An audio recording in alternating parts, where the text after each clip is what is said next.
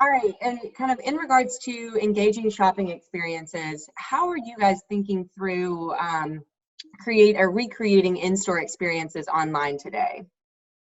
Yeah, so I think I would answer that in two ways. One, I think, one of the great things about online is that we have so much more space to communicate with our consumers and really answer questions. If you think about it in store, we're kind of stuck with just the packaging, right? And what you can put on the packaging.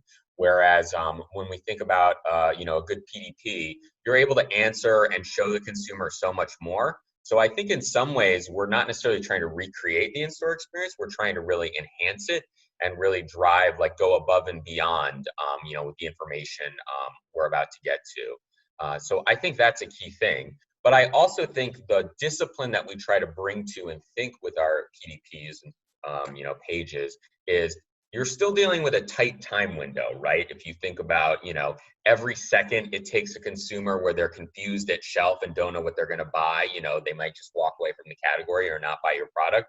So I think there's still, even though you have this sort of infinite canvas, and certainly like Syndigo and products and everything help provide us that sort of, we'll call it almost infinite canvas. Yeah. You have to be disciplined about what you communicate, how you communicate it. Just, you don't want to lose that consumer, because even though they're on their device or on their laptop, right, they're still time crunched, right? And so you have to think about every second, just like you think about them when they're staring at that shelf in store. So I think how we're really trying to recreate it is, one, enhance it, but not lose touch with the idea that, hey, you have to be able to communicate things quickly and get things across quickly to consumers. You don't have sort of all the time in the world to do that.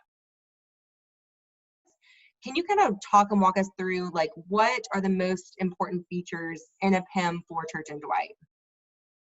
Yeah, so there's a lot that goes into a PIM. I would say with the current environment and where we're at now, things have probably changed from a priority standpoint. The two key features I'd probably highlight would be syndication and workflows. Speed is the name of the game, again, especially in this current climate that we're in. And so it's pretty self-explanatory, the importance of having a PIM that's able to directly syndicate to our retailers or customers through a full API, so that we're able to get our customers the content they need, whether that's new products or updated content, as quickly as possible. The other feature I would say is really the workflows. Again, really that speed is the name of the game mentality. Workflows is another lever that we're able to enable speed, but it also adds a bonus of credibility. So having a central platform that has governance features, audit logs, the ability to automate, the work and streamline it across different parties, really, again, goes back to being able to get our content out quickly, but with a level of credibility in what we're getting out. Can you elaborate a little bit on the discipline aspect? Like, what do you feel the consumers are looking for more of today, and how are you guys prioritizing that experience and enhancing the experience online? I would say really what the online sort of product page experience gives us the opportunity to do is communicate things a lot more visually. And I think that's underscored by just what we see everywhere, which is the sheer volume of mobile traffic and mobile shopping, right?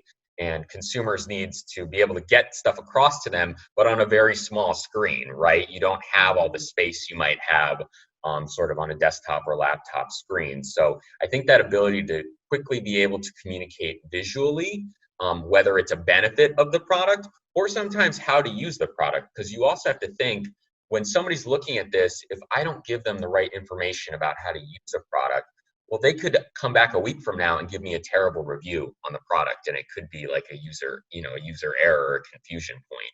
So I think being able to be clear with benefits as well as like product usage in a like easy visual manner is something we try to focus on.